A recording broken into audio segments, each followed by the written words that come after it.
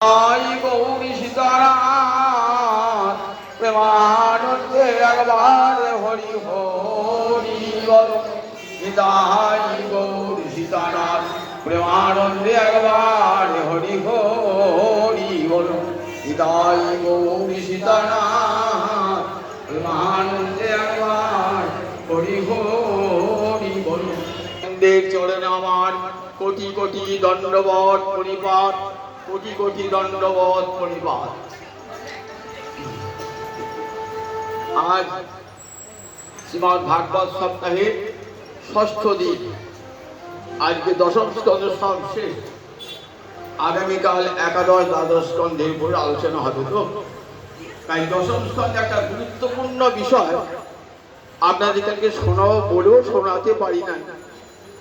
দশম স্কন্ধে রাসলীলা, রাসলীলাকে সমস্ত লীলা মুকুটমণি বলা হয়েছে। সমস্ত লীলা মুকুটমণি, ভগবানের যত যত লীলা তার মধ্যে সর্বশ্রেষ্ঠ লীলা হলো রাসলীলা।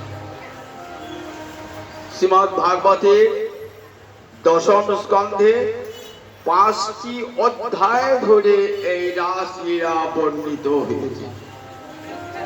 29, 30, 31, 32, 33 এই 5টি অধ্যায় ধরে বিশাল ভাবে সুখদেব হরিদ্বারে ব্রহ্মকুণ্ডের তীরে আসন্ন মৃত্যু মহারাজ পরীক্ষিতকে শ্রবণ করিয়েছেন এই রাসলীলা। রাসলীলা বলতে গেলে 5টা অধ্যায় যদি বলতে 1টি বছর পুরো লাগে।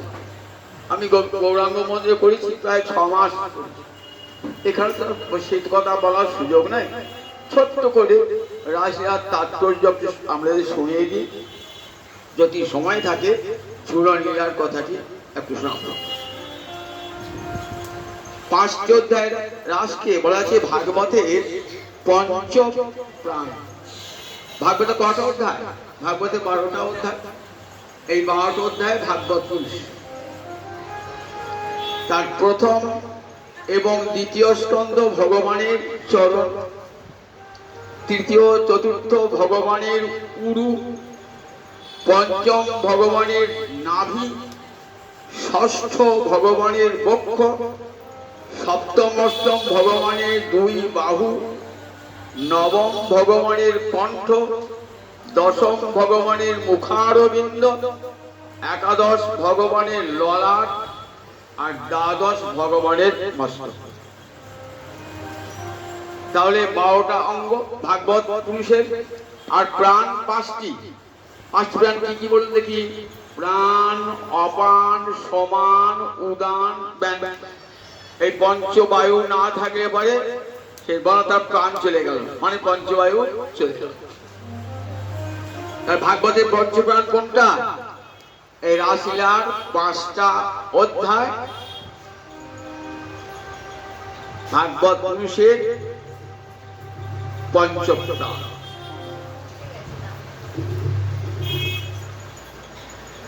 রাসলীলা কথা প্রথম আরম্ভ করলেন 29 অধ্যায়। 30 অধ্যায়ে দেখলাম রাসলীলা হলো না, অন্তর্ধান। ভগবান রাধারানীকে নিয়ে চলে গেছেন, সমস্ত ব্রজগোপীরা তার সন্ধানে গেলেন, কেবল অন্তর্ধান রাস।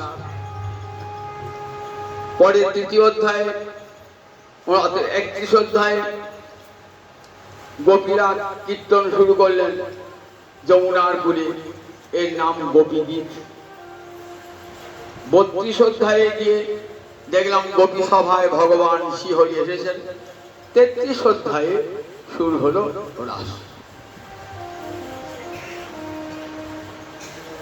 এই রাসটা কত তাৎপর্যপূর্ণ সংক্ষেপে একটু আপনাদের শোনাবো, সময় থাকলে তুলনের কথা সামান্য। রাসলীলার প্রারম্ভে শ্রীধর স্বামী ভাগবতের বিখ্যাত টিকাকার, তিনি একটা ভাষ্য করেছেন। ভাষ্যের প্রারম্ভে একটি শ্লোক দিয়ে রাসের তাৎপর্য বুঝিয়ে দিয়েছেন। ব্রহ্মাদি জয় সংরূঢ় দর্প কন্দর্প দর্পহা জয়তি শ্রীপতি গোপী রাসমণ্ডল মণ্ডিত ব্রহ্মাদি জয় সংযুর দর্প কন্দর্প দর্প। জয়তি শ্রীপতি গোপী রাসমণ্ডল মণ্ডিত। এই বলে রাসেশ্বর গোবিন্দকে স্তব করেছেন। এই শ্লোকটির মধ্যে রাসের পুরো তাৎপর্য কি রয়েছে? ব্রহ্মাদি জয় সংযুর মানে ব্রহ্মা আর আদিপদে মহাদেবকে বোঝালো এবং অন্যান্য দেবতাগণকে বোঝালো। ব্রহ্মা, শিব এবং অন্যান্য দেবতাগণকে পরাজিত করে কামদেব মদনের অন্তরে বড় অহংকার জন্মিয়েছিল। কামদেব কাকে বলা হয়? মদনকে বলা হয়। যখন তপস্যা করছে, ইন্দ্র কাকে পাঠান? যা মদন তপস্যাটা ভাঙিয়ে দিয়ে এসো। সেই সুন্দরী অপ্সরকে নিয়ে এসে তার সামনে নাচাতে লাগলো, তপস্যা ভেঙে। এমনি করে দেবরাজ ইন্দ্র যারা তপস্যা করতেন তাদেরকে দিয়ে মদনকে কাজে লাগাতেন। ব্রহ্মার উপরে প্রভাব বিস্তার করেছে আপনারা জানেন। ব্রহ্মা নিজ কন্যার রূপেতে আকৃষ্ট হয়ে পড়েছে, পরে সম্মিত্রী ছিল। তাই ব্রহ্মার উপরেও দেখি মদনের কত প্রভাব।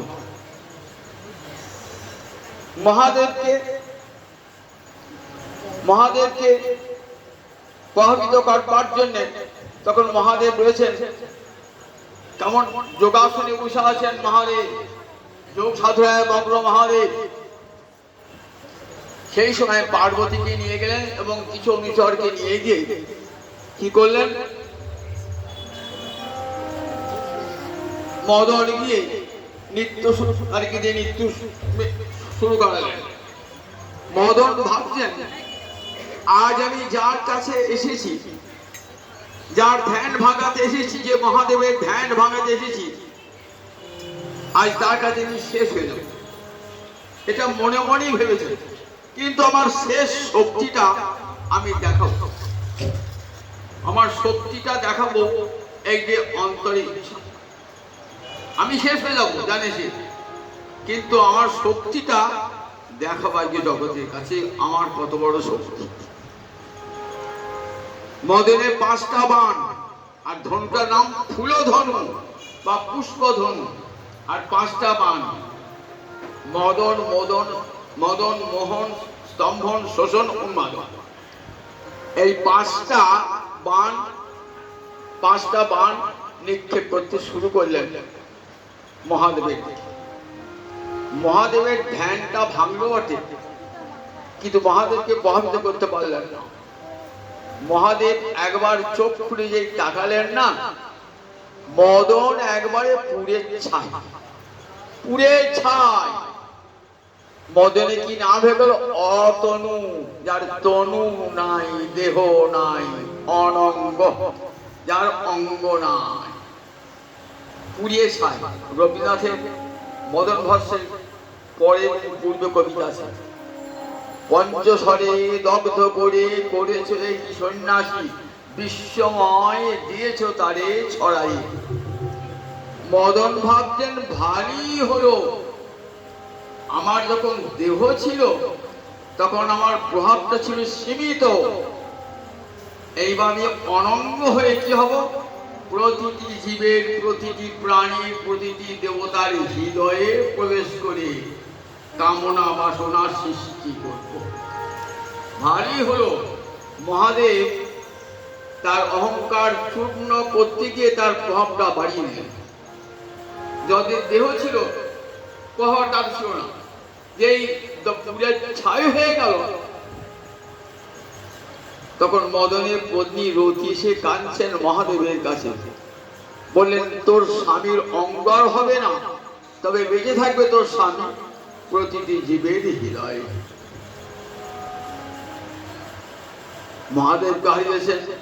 মহাদেব হারাতে না পারলো, তার তপস্যাতে ভর করেছেন, ব্রহ্মাকে প্রভাবিত করেছেন। তাই ব্রহ্মাদি জয় সঙ্গ অহংকার, আমি ব্রহ্মাকে পরাজিত করেছি, মহাদেবের ধ্যান ভেঙে দিয়েছি, এইবার একজন বাকি আছে, গোলকপতি গোবিন্দ। তাকে তার উপর পাপ নিষ্ঠা করতে পারলে বাস আমার জয় জয়। কবে আসবে শ্রীহরি? তককে তককে আছে। বৈবস্বত মন্বন্তরে অষ্টাবিংশতি তারপরে নন্দ নন্দ রূপে গোলকপতি আবির্ভূত হলেন। কিন্তু বাল্যকাল তো খেলাধুলায় মাতোয়ারা, তখন তার মদন ভাব বিস্তার করে না। কৈশোর যৌবন না হলে তো মদনের ভাব হবে না। তককে তককে থাকলেন। একদিন ভাবলেন কোন দিন সুযোগ পেলেন বলুন দেখি। একদিন সুযোগ পেলেন বস্ত্রহরণ লীলার। গোপীগণের বস্ত্রহরণ করছে। অনেকে এই বস্ত্রহরণ লীলাটিকে নিয়ে অনেক অতিরঞ্জন করে শ্রোতাদের মনটাকে আকৃষ্ট করবার জন্য। মনে রাখবেন যে এই বস্ত্র লীলার মধ্যে কত বড় তত্ত্ব। আর কাদের কাদের বস্ত্রহরণ করেছেন? নন্দ ব্রজ কুমারিকা, নন্দ ব্রজের কুমারীগণ যারা বৃন্দা দেবীর কাছে দীক্ষা গ্রহণ করে কাত্যায়নী ব্রত করেছিল হেমন্তকালের 1 মাস ধরে। এদের বয়স কত? কৃষ্ণ যখন রাশিয়া করেছে তখন বয়স কত? 8। ভালো করে শোনা করবো। তাহলে আর তার 1 বছর আগে হয়েছে বস্ত্রহরণ লীলা। তাহলে বয়স কত? 7। আর যে গোপীগণ ব্রত করে তাদের বয়স 5 থেকে 6। তার বেশি বয়স নাই কারণ 5 থেকে 6। এবং কারা তারা? তারা কিন্তু রাধা রানী, ললিতা, বিশাখা এরা কেউ নন। কিন্তু অনেকে ধারণে এরাও কার্তিক ব্রত করে। এটা তো নিত্য সিদ্ধা, এদের ব্রত করতে হয় নাই। ব্রত করবেন কারা? যারা সাধন সিদ্ধা তারা সে ব্রত করেছে। বৃন্দাদেবীর কাছে দীক্ষায় গ্রহণ করে কি করেছেন? 1 মাস ব্যাপী কাত্যায়নী ব্রত করেছে। ব্রতের শেষে পরীক্ষা করবার জন্য ভগবান তাদের বস্ত্রগুলি হরণ করেছে। বস্ত্রগুলি হরণের তাৎপর্য কি না? দেহস্মৃতি যতক্ষণ থাকবে ততক্ষণ কৃষ্ণ প্রাপ্তি সম্ভব নয়। দেহস্মৃতি, আমি এই দেহ যতক্ষণ জ্ঞান থাকবে ততক্ষণ পর্যন্ত কৃষ্ণ প্রাপ্তি সম্ভব নয়। লজ্জা, ঘৃণা, ভয় 3 থাকিতে হয়। লজ্জা একটা পাশ। ঠাকুর রামকৃষ্ণদেব যখন শেষ সাধনা করতেন অঙ্গে বস্ত্র থাকতো না, অঙ্গে বস্ত্র থাকতো না। দেখাচ্ছেন ওটা একটা পাশ, লজ্জা পাশ। সেটাকে ছিন্ন করতে না পারলে কৃষ্ণ প্রাপ্তি ঘটবে না। তাই গোবিন্দ পরীক্ষা করছেন যে গোপীগণ তোমরা আমার কৃপা প্রাপ্ত হবে, তার আগে দেখবো তোমাদের দেহস্মৃতি আছে কিনা। খুব ভালো করে শোনাবো, দেহস্মৃতি আছে কিনা। দেহস্মৃতি থাকলে লজ্জা থাকবে। সুখদেব যখন পাঠ করছে, সুখদেবের অঙ্গে বসন ছিল? সুখদেবের অঙ্গে তো বসন নাই। তাহলে সুখদেবের দেহস্মৃতিই নাই, আমি দেহ জ্ঞানী নাই। গোপীদেরও শেষ পরীক্ষা যে দেহস্মৃতি আছে কিনা। শেষ পরীক্ষায় যখন গোপীগণ উত্তীর্ণ হলেন, গোবিন্দের কাছে বিবসনা হয়ে যখন বস্ত্র নিলেন, পরীক্ষায় উত্তীর্ণ হলেন, কি বললেন গোবিন্দ? সংকল্প বিদিত সাধ্য। হে সাধ্বী ব্রজকুমারীগণ, তোমাদের মনের কথা আমি জানি। যাতা বলা ব্রজকে সিদ্ধা ময়ম রংশথ খপা। ওই অবলা ব্রজকুমারীগণ, তোমরা ব্রজে ফিরে যাও। এই যে রাত্রি ইমা খপা, খপা মানে রাত্রি, রাত্রি শব্দ স্ত্রীলিঙ্গ, তাই ইমা খপা না দেখি দেখি বলছেন এই রাত্রিগুলি, এই দেখো এই রাত্রিগুলিতে আমি তোমাদের সঙ্গে মিলিত হব। কি আশ্চর্য কথা! রাত্রে বা দেখা যায়, রাত্রে বা দেখা যায়। সুখদেব বলছেন গোবিন্দকে ইমা খপা, এই রাত্রিগুলি অর্থাৎ অনন্তকোটি ব্রহ্মাণ্ডের অনন্ত রাত্রির অধিষ্ঠাত্রী দেবতা এসে দাঁড়িয়েছেন। প্রভু একটু সেবার সুযোগ দেবে না? আমরা তোমার সেবা করতে চাই, তোমাদের যুগলের সেবা করতে চাই, গোপী গোবিন্দের সেবা করতে চাই, সুযোগ পাবো না? গোবিন্দ বললেন পাবে সুযোগ। আগামী পূর্ণিমার রজনীতে তোমাদের সেই বাঞ্ছা পূর্ণ হবে। একটি বছর গোপীরা অপেক্ষা করে আছেন, কবে গোবিন্দের বাঁশি শুনবো। কান খাড়া করে আছেন, কবে গোবিন্দের বংশীর ধ্বনি শুনবো। কানটি খাড়া করে আছেন। হৃদয়ে তো প্রেমের আগুন ধিক ধিক ধিক ধিক করে জ্বলছে। একটু যেই ইন্ধন পেলি কেউ দাউ দাউ করে জ্বলে উঠবে। আগুন রয়েছে, ধিক ধিক ধিক করছে। আপনি ইন্ধন মানে জ্বালানি বেরিয়েবেন, দাউ দাউ দাউ করে উঠবে।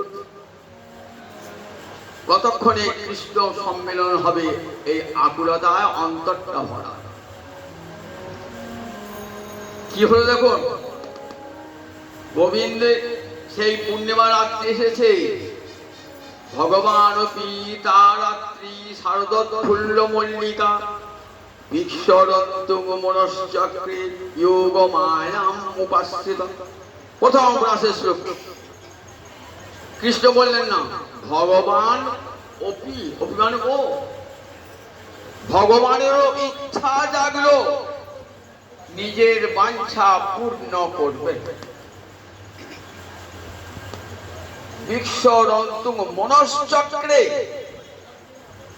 ক্রিধাতু লিট এ করে চক্র। এখানে আত্মনেপদী হলো কেন? মনশ্চক্র না বলে মনশ্চক্রে বললেন কেন? পুঁথিতে কাউ তাৎপর্য খুব, ভাগবত ব্যাখ্যা করতে গেলে খুব সাবধানে গোস্বামী পাদগণের সাহায্যে গুরু আনুগত্যে ব্যাখ্যা করতে হয়, নইলে জাত হয়ে যাবে। ভালো করে সংস্কৃত জ্ঞান, গভীর সংস্কৃত জ্ঞান, দর্শন শাস্ত্র না পড়লে দার্শনিক কাব্য তো সব গোলমাল হয়ে যাবে, সিদ্ধান্ত অপসিদ্ধান্তে পরিণত হবে। এখানে মনশ্চক্র না বলে মনশ্চক্রে বললেন, আক্রমণ বললেন কেন? যারা সংস্কৃত পড়েছেন তারা জানেন যে ধাতুর দুটো রূপ, একটা আত্মনিপদী, একটা পরস্পরপদী। অনেক ধাতু আছে উভয় পদী, আত্মনিপদীও বটে পরস্পরপদী বটে। যেমন যজতি যজতি, দুটি মানে যোগ্য করা, দুটো অর্থ পার্থক্য। যজতি মানে পরস্পরপদী, পরের জন্য। ব্রাহ্মণ রাজ্ঞহিতায় যজতি, ব্রাহ্মণটা রাজার হিতের জন্য যোগ্য করছে। আর যজতে ব্রাহ্মণ সহিতায় যজতি, ব্রাহ্মণ নিজের হিতের জন্য যোগ্য করছে। তাহলে কোন পরস্পরপদী অর্থে পার্থক্য হয়ে গেল। তাহলে দেখুন, গোবিন্দের শুধু গোপীদের মনোবাসনা নয়, আজ গোবিন্দেরও অন্তরে বাঞ্ছা জেগেছে, গোপী প্রেম রস আস্বাদন করবেন বলে। বৃক্ষ রন্তুক মনশ্চক্র, তাকে বৃক্ষ, তার রাত্রি বৃক্ষ, ভগবান তার রাত্রি। রাত্রি শব্দ সংস্কৃতের স্ত্রীলিঙ্গ, দ্বিতীয়ার বহু বচনে রয়কা তর্ফা দীর্ঘি বিসর্গ, মানে রাত্রি দিগকে। কোন রাত্রি দিগকে? তা সেই রাত্রি দিগকে, সাথে তা সেই রাত্রি। কোন রাত্রি? যে রাত্রিগুলিকে কথা দিয়েছিলেন। কোন দিন? বস্ত্রহরণ লীলার দিন রাত্রিরাত এসে দাঁড়িয়ে আছে, প্রভু সেবার সুযোগ পাবো না? বললেন পাবে আগামী পূর্ণিমা রজনীতে। সেই রাত্রে এসে হাজির হয়েছে, প্রভু আজ সেবার সুযোগ দিতে হবে। অনন্ত করি ব্রহ্মাণ্ডের অনন্ত রাত্রি এসে জোর হাতে দাঁড়িয়েছে গোবিন্দের সেবা করবার জন্য। তাই ভগবান পিতা রাত্রি, ভগবান সেই রাত্রি বৃক্ষ, বৃক্ষ মানে দেখিয়া, বিশেষভাবে দেখিয়া, কি উপসর্গ আছে? বিশেষভাবে দেখিয়া রন্তুক মনশ্চক্র। আর ইচ্ছল গোপীদের মনোবাসনার সঙ্গে নিজের মনোবাসনাও পূর্ণ করবেন। গোপীদের প্রেম রস সুধা প্রাণ ভরে আস্বাদন করবেন মধুর রস। কিন্তু কে করবে লীলাটা?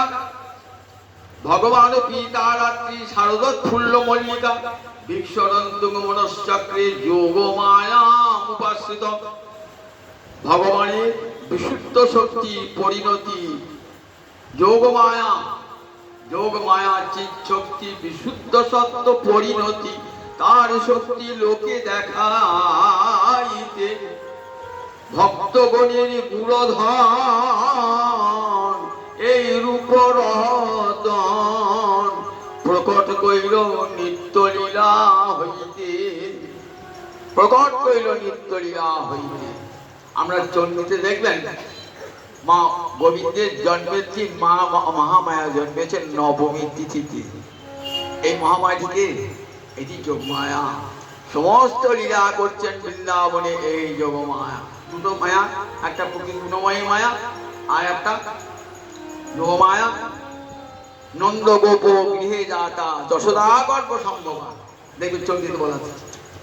নন্দ গোপের গৃহে জন্মের নবমী তিথিতে, গোবিন্দের জন্মের পর। তাই মহামায়াকে কি বলা হয়? গোবিন্দ ভগিনী, কৃষ্ণ ভগিনী, কৃষ্ণ শক্তি রূপিণী, হরের শক্তি রূপিণী। তিনি আর সমস্ত বৃন্দাবনের যোগ মায়া কাত্যায়নী লীলা পদ্ম বিকাশিনী। আজ গোবিন্দের লীলা বিকশিত করবেন বলে রাসমণ্ডলে এসেছেন। গোবিন্দ ভাবছেন আজ আমি আশ্রয় করবো যোগমায়াকে। যোগমায়াকে তো বুদ্ধি আশ্রয় করে, যে কোনো লীলা হচ্ছে যোগমায়াকে আশ্রয় করে। তার অন্য দিনের আশ্রয় আর আজকের আশ্রয় পার্থক্য আছে, বোঝাবার জন্য উপাশ্রিত আপূর্বক শ্রীজাতি লভ করে আশ্রিত, আশ্রয় করে, আর উপাশ্রিত উপমানে আধিক্যেন, অর্থাৎ অধিক রূপে যোগমায়া। আমি জানি না কিভাবে মিলন হবে না হবে, আমিও না জানি, না জানে গোপীগণ। দোহার রূপ কোন হরে দোহার মন। গোবিন্দ জানে না কখন কি লীলা হবে, গোবিন্দ জানে না। যোগমায়াকে আদেশ করেছে, যোগমায়া আমার সুখের জন্য তোমাকে আদেশ দেওয়াই থাকলো, তুমি যখন যেটা বুঝবে করবে। আমি তোমাকে আদেশ দিলাম, আজ আমি তোমাকে যাকে সম্পূর্ণভাবে নিজেকে বিলিয়ে দিলাম, তুমি আমাকে যেমন ভাবে আনন্দ দিতে হয় তেমনি দাও। এইবার মনে পড়ে সেই প্রতিশ্রুতির কথা। নন্দ ভবনের অট্টালিকায় দেখছেন হা পূর্ণচন্দ্র দৃষ্টা অখণ্ড কুমুদ বন্ধু রমারণা ভঙ্গ, একবার লক্ষ্যে রাধানী বদন, একবার পূর্ণচন্দ্র ষোলকলা। আর গোবিন্দ থাকতে পারেন? গোবিন্দ এসেছেন কোথায়? এসেছেন বংশীবট। বৃন্দাবনে দেখেছেন তো বংশীবট? সবাই দেখেছেন? একটা গাছ আছে বলে কান্দি শোন বাঁশি বাজছে, আজও বাঁশি বাজছে। সেইখানে বসে সেই গোবিন্দ বাঁশি বাজাচ্ছে। গোবিন্দ বাঁশি রাই সাজে বাঁশি বাজে পড়ে গেল ফুল, কি করিবে কিনা ভাবে সবে হইল ভুল। যেই বংশীধ্বনি শুনেছেন, নিঃসম্মগীতং তদরঙ্গ বর্ধনং ভুজস্য কৃষ্ণ গীত মানসা আজ গৌরন্ন লক্ষিত দমা সযত্র কান্ত জবলোল কুণ্ডলা। নিঃসম্মগীতং তদরঙ্গ বর্ধনং গানটি শুনেছেন। সে গান কেমন? হৃদয়ের প্রেমকে বাড়িয়ে দিয়েছে। কাঠ তো আগুনে, কাঠ তো রোদে পুড়ে একবার তপ্ত হয়ে আছে, একটু দেশে দিয়ে আগুন দিবি হচ্ছে। গোপীর দেহে আর কোনো বিষয়ে বাসনা তো অন্তরে নাই, লজ্জা ঘৃণা ভয় সব চলে গেছেন। অন্তরটা কেমন? একবারে কৃষ্ণ ভক্তি ভাবিতামতি। শারদ চন্দ্র পবন মন্দ বিপিনে ভরল কুসুম গন্ধ, ফুল্ল মল্লিকা মালতী জুথি মত্ত মধুকর ভোরণী, মত্ত মধুকর ভোরণী, মত্ত মধুকর ভোরণী। হেরো তোরাতি ঐছন ভাতি মদন মোহন মদনে মাতি। মুরলিক গান পঞ্চমতান কুলবতী চিত চোরণী, কুলবতী চিত চোরণী। জগৌ কলঙ্গে বাম দৃশাঙ্গে মনোহরা। বাঁশি বাজালেন গোবিন্দ। বাম নয়না মানে সুন্দরী ব্রজগোপীগণের মনোহরণ বাজেন, মনোহরণ জগৌ কলমে বাম দিশাঙ্গে মনোহরণ। বিশ্বাস ব্যাখ্যা করেছেন, এই যে জগৌ কলম সুন্দর মধুর স্বরে বাঁশিটি বাজেন, মানে কাম গায়ত্রী বাঁশির স্বরে কাম গায়ত্রী বেজে উঠল। যারা দীক্ষা নিয়েছেন গুরুর কাছে না, কামবীজ মন্ত্রের আগে কি নিতে হয়?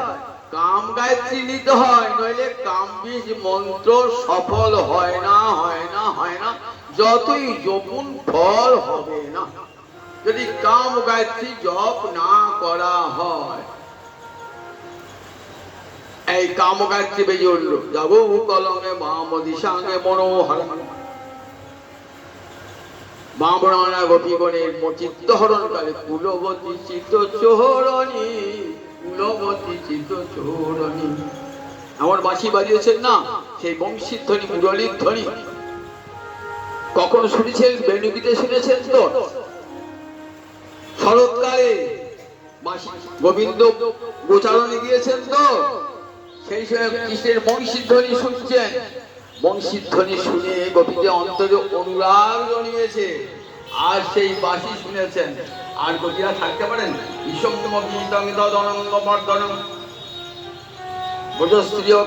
মিহিত মানসা, মনটা নাই, মনটা কে নিয়েছে? মনটা নিয়েছে গোবিন্দ। পণ্ডদের যখন অভিসারে যান, তখন কারা যান? একজন আরেকজনকে, এই আইরে, এই ললিতা আইরে, বিশাখা আইরে, এই চন্দ্রাবলী আইরে, এই পদ্মা আইরে, এই শৈবা আইরে, দেখেন তো আজাদ। দেখুন আজ কেমন, আজ বেগে ধাও তো যুবতী বৃন্দ, কেহ কাহুকে পথ না হেরি, মনে হই আপন আসত, মনে মনে আপনা আপনি গোবিন্দ চরণে সমর্পণ করে ব্রজগোপীরা ছড়েছে নিঃসম্ম গীতঙ্গে তদরঙ্গ বর্ধনম ব্রজশ্রী কৃষ্ণ মিহিত মানসা। কে বলছেন রাসের কথা? একবার ভালো করে দেখুন। রাজটা বলছে কে? স্বয়ং সুখদেব। দেখবেন রাজের প্রতি কি বলছে? বাদরায়ণী উবাচন, শিশুক উবাচন আছে, বাদরায়ণ উবাচন আছে। ব্যাস ব্যক্তির নাম বাদরায়ণ। কেন? বদ্রিকাশ্রমে বসে তপস্যা করেছিলেন, তাই ব্যাসদেবের নাম বাদরায়ণ। তপস্যা করে ছেলেকে পেয়েছিলেন, তাই সেই ছেলের নাম বাদরায়ণী। রাবণের ছেলেকে কি বলে? রাবণী। দশরথের ছেলেকে কি বলে? দাশরথী। ইং প্রত্যয় অপত্যার্থী। তেমনি বাদরায়ণীর পুত্র বাদরায়ণী, বাদরায়ণী। দেখবেন ভাগবত সব জায়গায় শিকু, শিশু বাচন, কিন্তু এইখানে যাতে কোন প্রকার কোন কামবিকার কারোর চিত্তে না হয়, এই জন্য এখানে দেখো, যার চিত্তে, যে বাদরায়ণের চিত্তে কামবিকার নাই, সেই সুখদেব আজ হরিকথা গোবিন্দের রাজা বর্ণনা করছেন বাদরায়ণীর বাচ। শুনছেন কে? আসন্ন মৃত্যু মহারাজ পরীক্ষিত শুনছেন। শ্রোতা আর বক্তা তা চিন্তা করবেন, তাই বুঝবেন যে রাজলীলা কত মাধুর্যময়ী লীলা। বাদরায়ণী ব্যাসদেবের তপস্যাপুত্র সন্তান, তিনি বলছেন আর শুনছেন মহারাজ আসন্ন মৃত্যু মহারাজ পরীক্ষিত গলগ্নি কৃতবাসে জল পর্যন্ত ত্যাগ করেছেন। সুখদেব ধ্যানে দর্শন করছেন। কি দর্শন? ধ্যানে কি দর্শন করছেন? আজ অন্যান্য লক্ষিত দমা। ওই তো এলেন ব্রজগোপী, এলেন, আমি তো এখানে আছি। এখান থেকে কোন লোক আসে, আমি বলে এলেন কি আমার বাড়িতে কি বলে এলেন বলবো? গেলেন বলবো, একটি নিয়ম। আমার বাড়িতে লোকটি গেলেন, আর এখানে এলে কি বলবে? এলেন। সুখদেব কোথায় রয়েছে? সুখদেব রয়েছে হরিদ্বারে ব্রহ্মকুণ্ডের তীরে, আর গোপীরা যাচ্ছেন বংশী বটে যাচ্ছেন। তাহলে এখানে কি বলা উচিত ছিল? গোপীরা গেলেন, গোপীরা গেলেন বলে আজব। ভাগবতের কথা কোনো দাম দেখুন। আপন গন্ধ মানে আগমন করা, আর গন্ধ মানে হচ্ছে গমন করা। আজব মনে এলেন, অর্থাৎ সুখদেব ধ্যানে এখানে হরিদ্বারে ব্রহ্মকুণ্ডে বলছেন বটে, কিন্তু অন্তশ্চিন্তিত দেহে, গুরুদেবের দেওয়া দেহে কোথায় রয়েছেন? ওই বংশী বটে গোবিন্দ পাদ বলে বসে আছেন। তাই লীলা এত সুন্দর হয়েছিল। আজব বলেন, দেখো আজ এলেন অন্য অন্য লোক শুধু দমা কেউ কেহ গাহুক পথ না হে বেগে ধাও তো যুবতী বৃন্দ শিথিল ছন্দ নিবিক বন্ধ পাগলিনী হয়ে ছুটে চলেছেন পদ্মী গোবিন্দ দাসের পদ। গোবিন্দ দাস বাংলা সাহিত্যে অভিসারের পদে রাজাধিরাজ। এত সুন্দর অভিসারের পদ আর কেউ নিতে পারে না।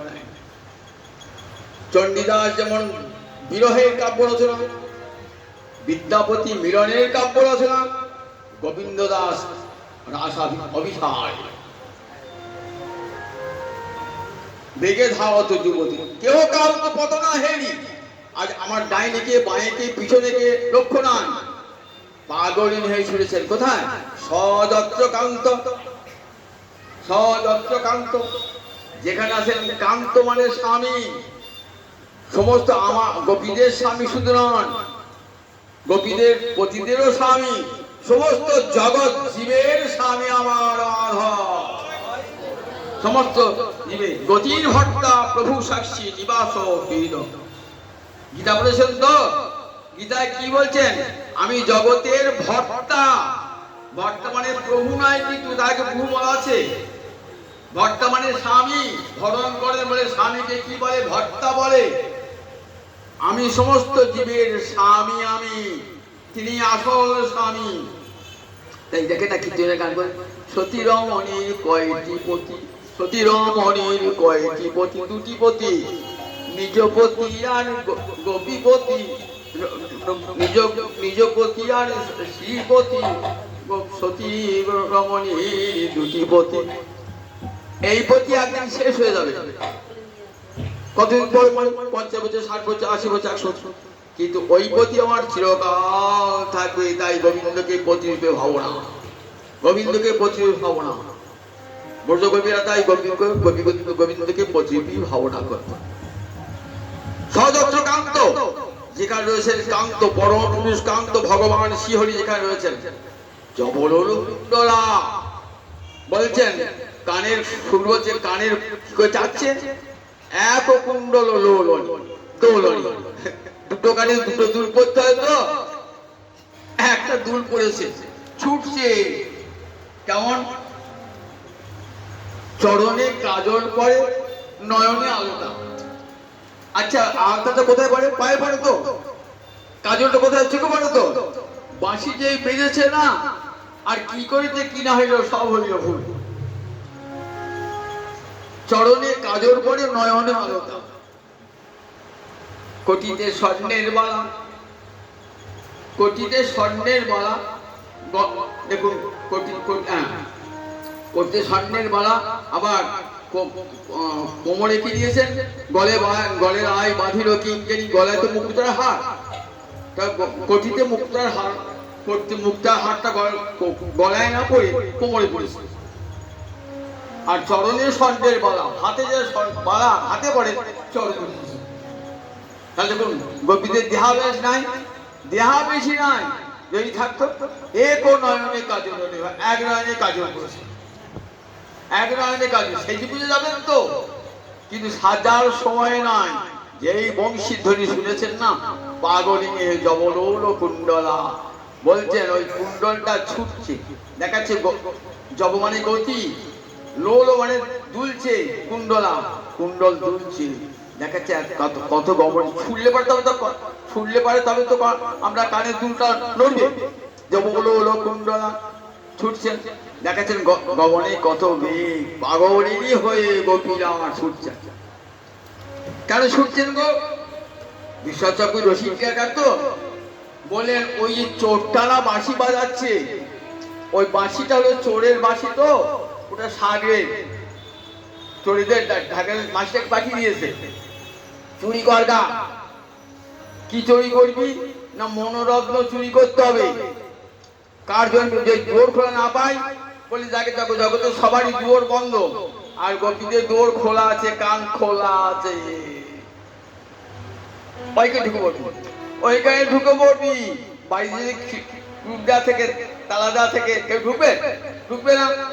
আমাদের সব তালা দেওয়া। কৃষ্ণ কথা যেন কানে না ঢোকে, কান আমাদের কানে বিষয় কথা ঢুকুক, পরনিন্দা পরচর্চা ঢুকুক, কৃষ্ণ কথা যেন না ঢুকে বলে আমরা কানের তালা বেরিয়েছি। আর গোপীরা কানটা খুলে রেখে দিয়েছেন, কখন বংশীধ্বনি প্রবেশ করবে। চোর সুযোগ পেয়ে গেছে, চোর সুযোগ পেয়ে কি করেছে, মনোরত্ন চুরি করে দিয়েছে। কৃষ্ণ গৃহীত মানসা, কৃষ্ণের মন চুরি, গোপীদের মন চুরি করে। আর তো মন নাই, মন চুরি হলে কি হবে, আলু থালি বেশি যাবে, তখন কি সাজতে বন থাকবে? মনটা থাকলে তবে তো সাজা হবে। কপালে টিপ পড়লাম কিনা, চোখে কাজল নিলাম কিনা, চরণে আলতা পড়লাম কিনা, কখন তখন মনটা ঠিক থাকবে? মনটাই তো নাই। তাই আলু থালু বেশি ছুটছে, আলু থালু বেশি ছুটছে। ব্রজ গোপীরা পাগলিনী হয়ে ছুটছেন। বলছেন ধরো চোরটা চুরি করে গেল, তো চোরটাকে ধরবো কি করে? এবার গৃহস্থের হুঁশ হয়েছে, এই যা আমার ধন সংসার নিয়ে পালালো। গোপীদেরও হুঁশ হয়েছে, পালালো। তখন দাঁড়িয়ে প্রহরী থাকে, কে প্রহরী থাকে?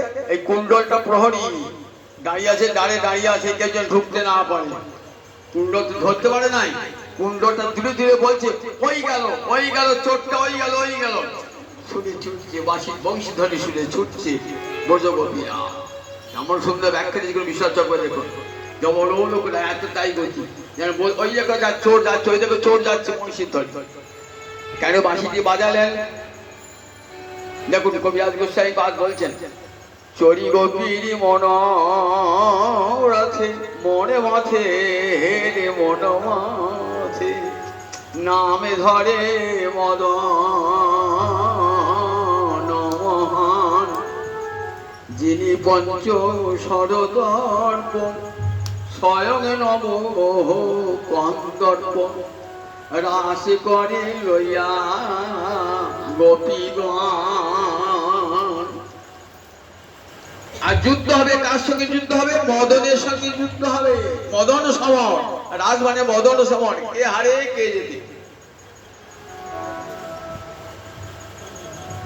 যুদ্ধ কেটে যাবেন, খালি পায়ে হেঁটে যাবেন, রথে চড়ে যাবেন। যুদ্ধ কেটে যাচ্ছেন তো রথে চড়ে। কে রথ হবে? বংশী বটে মাসি আছেন, কে আমার মদন সমরের রথ হবে বলো? কেউ যেতে পারবেন না। কেন বল দেখি? যাদের চিত্ত স্থির নয়, চঞ্চল কামনা বাসনায়, তারা তো স্থির হয়ে থাকতে পারবে না। রথটা যদি স্থির না হয়, তাহলে রথের উপর যে রথি চিপা, সেই যুদ্ধই করতে পারবে না। রথের টলমল টলমল করে, স্থির হতে হবে। রথ যেন টলমল টলমল না করে। আমাদের চিত্ত চঞ্চল বাসনায়, এটা পাই নাই, সেটা পাই নাই, এটা কাল পাবো, ওটা কাল পাবো, এই চিত্ত সবসময় নরর বড় নরর বড় করছে।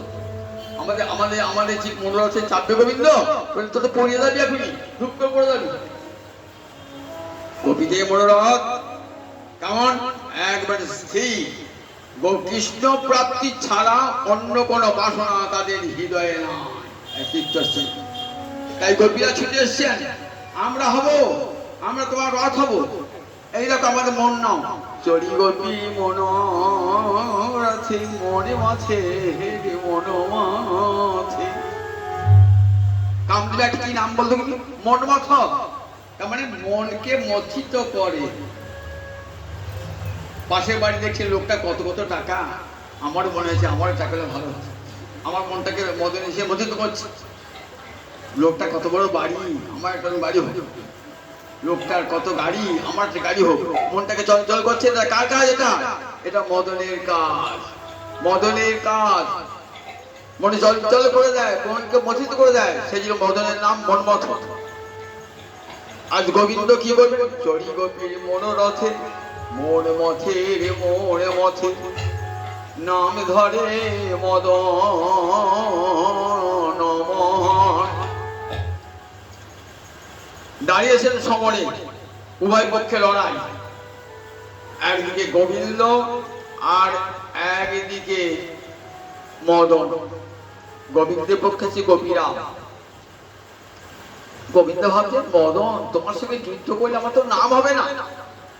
একটা বাচ্চা ছেলের সঙ্গে কেউ যেটা পালান যুদ্ধ করে, কি বলবে? তো তুমি যত খুশি কে চল, লাঠি খুশি মারো। একটা পালোয়ান গিয়েছে যুদ্ধ করতে, দিয়ে দেখছি কার সঙ্গে যুদ্ধ করবে, ছোট ছেলে 10 বছরের ছেলে। ওর সঙ্গে কি যুদ্ধ করবো?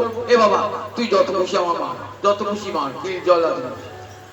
গোবিন্দ ভাবছে তা আমি ইচ্ছা মাত্রে কোটি কোটি মদন সৃষ্টি করতে পারি, আর একটা মদন আমার কি করবে? কোটি কোটি মদন গোবিন্দ ইচ্ছা মাত্রে সৃষ্টি করতে পারি। মদন তুমি যত কিছু বান নিক্ষেপ করবে। মদন কি করলেন? এক একে বান নিক্ষেপ করছেন। 5টা বান তো, 5টা বান নিক্ষেপ করবেন গোবিন্দের দিকে।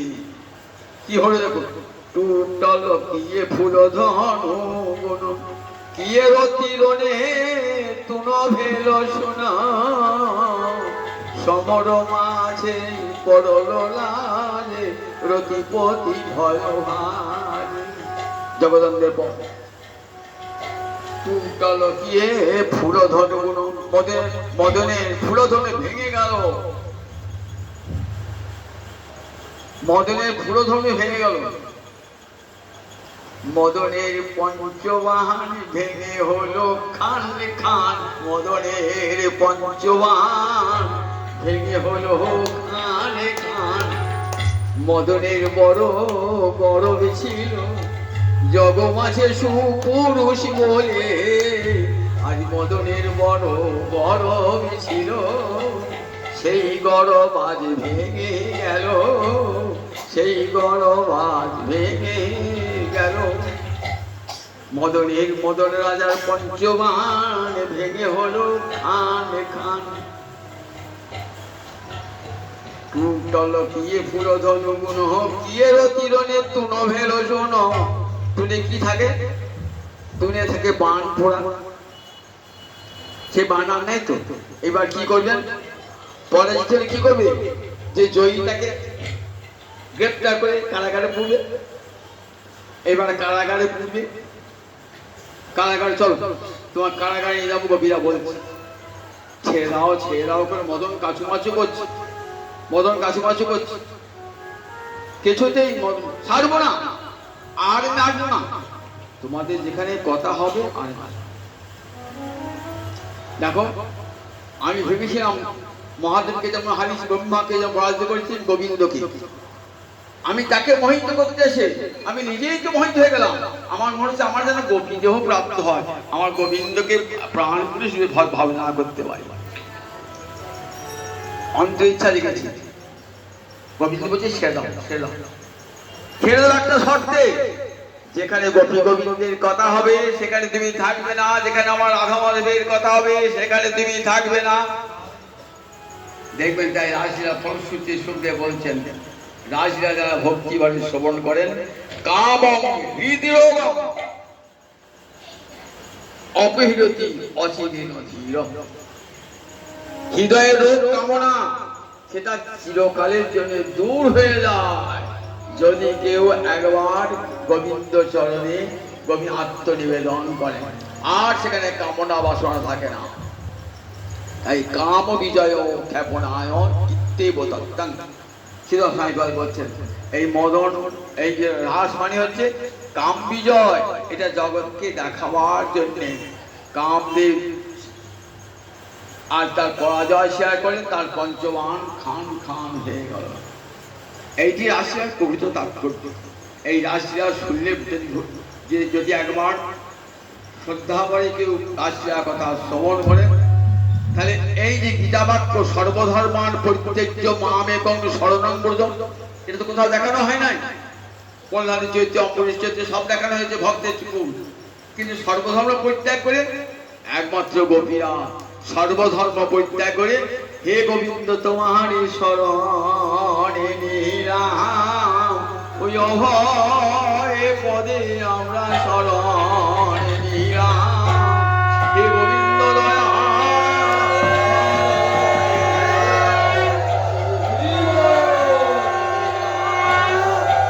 গোবিন্দ চরণে শরণাগতি, এটি রাজার পরম তাৎপর্য। আমি আমার গৌরাঙ্গ মন্দিরে সব খুঁটিয়ে খুঁটিয়ে বলবো একে একে। আর সামান্য একটু জল রাত্রি হয়ে গেছে তো, ঝুলনের কথা আগামীকাল বলবো, ঝুলনের কথা, রাধারানীর সূর্য পূজার কথা, রাধারানীর পাশা খেলার কথা আগামী শোনানোর কথা থাকলো। জয় নিতাই, আজকে এইখানেই সম্প্রতি কথা বিশ্রাম। জয় নিতাই, জয় নিতাই, জয় নিতাই।